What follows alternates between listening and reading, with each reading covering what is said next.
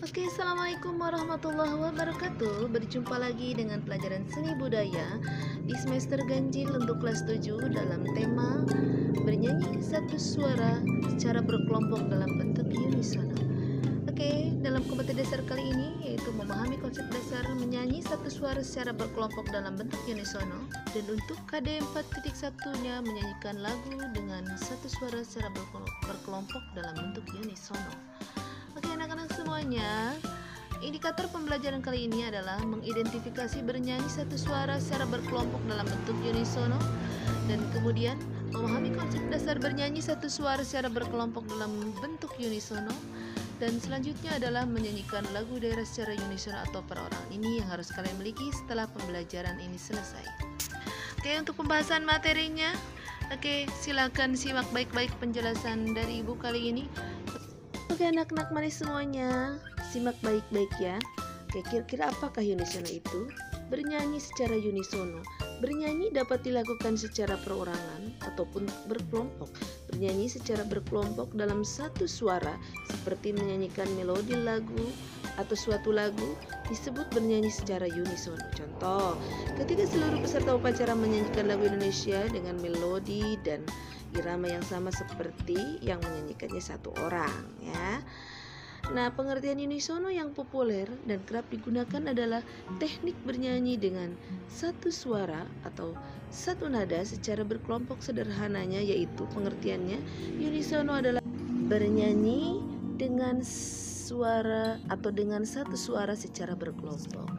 Oke, untuk menyanyikan suara yang indah dalam bernyanyi, sebelumnya kita harus mengetahui beberapa tahapan yang harus dilatih dan dibina, diasah secara teratur, serta memerlukan disiplin yang tinggi, yaitu diantaranya tahapan yang pertama adalah pernapasan, yaitu yang pertama adalah pernapasan bahu, yaitu yang dilakukan pada saat mengambil atau menarik napas dilakukan dengan mengangkat bahu untuk mengisi paru-paru.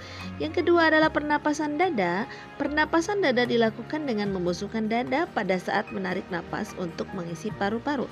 Yang ketiga adalah pernapasan diafragma, yaitu pernapasan dengan rongga perut atau menarik napas untuk mengisi paru-paru dengan mengembangkan rongga perut atau disebut diafragma.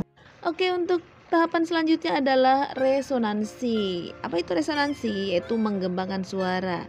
Dan kemudian vibrasi adalah menggetarkan suara ya.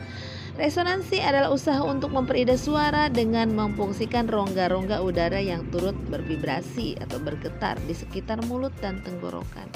Sedangkan vibrato yaitu memberikan gelombang atau membuat suara terdengar atau bergetar secara teratur agar suara terdengar lebih indah. Vibrato ini biasanya diterapkan di akhir sebuah kalimat lagu ya. Oke, selanjutnya tahapan selanjutnya adalah intonasi atau menyanyikan nada dengan tepat ya. Intonasi adalah pembidik nada yang tepat atau menyanyikan nada dengan tepat.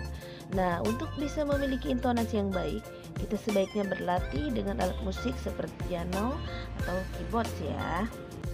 Nah, anak semuanya, tahapan selanjutnya adalah artikulasi ya. Apa itu artikulasi?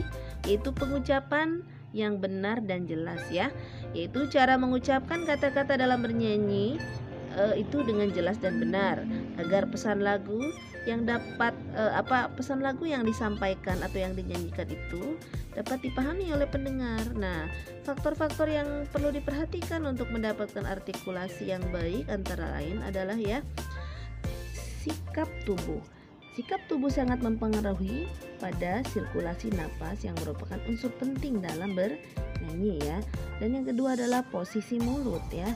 Nah, posisi mulut ini ya diusahakan agar terbuka lebar agar resonansi udara dapat berjalan dengan baik. Tahapan selanjutnya yang harus dilakukan oleh seorang penyanyi yaitu adalah latihan vokalis ya. Latihan dasar vokal yang baik adalah berusaha menjadikan semua bunyi menjadi huruf-huruf hidup. Tujuan latihan vokalis adalah memelihara dan menyempurnakan huruf vokal atau konsonan dengan teknik agar produksi suara yang dihasilkan menjadi bulat, merdu, dan indah ya. Nah, kemudian tahapan selanjutnya yang harus dilakukan oleh seorang penyanyi itu adalah teknik pembentukan bunyi vokal. Bunyi vokal adalah bunyi yang keluar karena udara dari paru-paru tidak mendapatkan rintangan. Jenis dan macam vokal tergantung dari posisi bibir, tinggi rendah lidah, dan maju mundurnya lidah. Nah, teknik pembentukan vokal meliputi vokal O, U, dan A, vokal E, I. Nah, selanjutnya adalah teknik yang harus dilakukan oleh seorang penyanyi, yaitu teknik pembentukan bunyi konsonan ya. Nah, terbentuknya bunyi konsonan tergantung peranan lidah sebagai artikulator dan sasaran titik artikulasi dalam menyanyikan huruf-huruf mati harus diucapkan sejelas-jelasnya, khususnya pada akhir perkataan. Nah, pengucapan huruf mati ini memerlukan latihan khusus dan seksama agar dapat menguasai artikulasi dengan baik ya. Berbagai bunyi dalam bahasa asing sering menimbulkan kesulitan dalam pengucapannya ya. Untuk itu sebelum bernyanyi dengan bahasa asing, misalnya lagu-lagu bahasa Inggris, Prancis, Jerman dan sebagainya, perlu dikonsultasi dengan guru atau ahli. Oke anak-anak semuanya, ini adalah akhir dari sesi materi kita hari ini. Kesimpulan yang dapat diambil pada pembelajaran kali ini adalah bahwa unisono adalah bernyanyi dengan satu suara secara berkelompok untuk jenis suaranya sama semua dan seolah melebur ketika bertemu. Tandanya adalah unisono dalam sebuah paduan suara. Oke, selesai sudah materi kita hari ini dan akhirnya kita pada sesi tugas. Tugasnya adalah silakan nyanyikan sebuah lagu Indonesia Pusaka secara unisono dengan nada, not, tempo, intonasi yang harus benar. Dan jangan lupa kirimkan melalui video WhatsApp ya. Oke, selanjutnya terima kasih atas segala perhatiannya. Semoga kalian dapat memahami materi hari ini.